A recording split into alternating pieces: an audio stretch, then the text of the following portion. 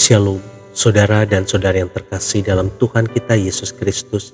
Marilah kita luangkan waktu beberapa menit untuk berkencan dengan Tuhan saat ini, agar dari hari ke hari kita semakin dekat dengan Tuhan, sehingga hidup kita semakin diberkati dan menjadi berkat. Pembacaan dari surat Rasul Paulus kepada jemaat di Galatia, bab 6 ayat 4. Baiklah, tiap-tiap orang menguji pekerjaannya sendiri, maka ia boleh bermegah melihat keadaannya sendiri dan bukan melihat keadaan orang lain. Demikianlah sabda Tuhan, syukur kepada Allah. Saudara dan saudari yang terkasih dalam Tuhan kita Yesus Kristus, suatu ketika seorang pemuda bersama dengan 3 orang sahabatnya berjalan-jalan di Yogyakarta. Setelah seharian berkeliling pasar Beringharjo dan juga Malioboro, dengan tubuh yang letih dan belanjaan yang lumayan banyak, mereka masuk ke sebuah warung makan tenda di Jalan Malioboro. Sedang asik mereka makan, tiba-tiba datang 2 orang yang membawa peralatan untuk melukis beserta sebuah lukisan yang sudah jadi.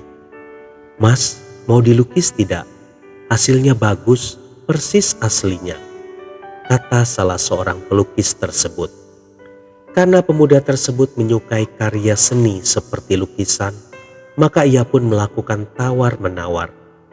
Harga yang diberikan pelukis itu cukup mahal untuk ukuran mahasiswa seperti si pemuda tersebut. "Nggak jadi mas, uang saya tidak cukup," jawab pemuda tersebut. Kedua pelukis itu pun beranjak mendekati pria bertampang bos yang duduk makan di depan mereka. Hanya butuh waktu sekitar 1 menit, pria itu langsung setuju untuk dilukis. Mulailah sang pelukis menggoreskan kuasnya ke atas kanvas. Pemuda tersebut memperhatikan goresan demi goresan. Tangan pelukis itu begitu lincah melakukannya. Setiap goresan memiliki arti. Mulanya hanya nampak sebagai goresan-goresan biasa dan belum menunjukkan bentuk apa-apa. Pemuda tersebut berkata kepada teman-temannya agar makannya tidak usah terburu-buru, karena yang ingin melihat hasil akhir dari lukisan tersebut. Berkali-kali pemuda tersebut memandang wajah bapak yang sedang dilukis, kemudian memandang ke kanvas untuk mencari tahu apakah benar lukisan itu bisa sama dengan wajah aslinya. Setelah selesai, dengan bangga pelukis itu memamerkan lukisannya yang indah, dan bapak yang dilukis pun tersenyum puas. Saudara dan saudari yang terkasih dalam Tuhan kita Yesus Kristus, sesungguhnya hidup ini bagaikan sebuah kanvas yang bisa diisi dengan gambar apa saja. Tuhan memberi kita kehidupan serta kehendak bebas untuk mengisi kehidupan tersebut. Apakah kita akan melukis sesuatu yang indah atau hanya goresan-goresan tanpa arti yang tidak memiliki nilai? Di akhir kehidupan kita nanti, masing-masing orang akan seperti pelukis yang memegang hasil lukisannya di tangannya.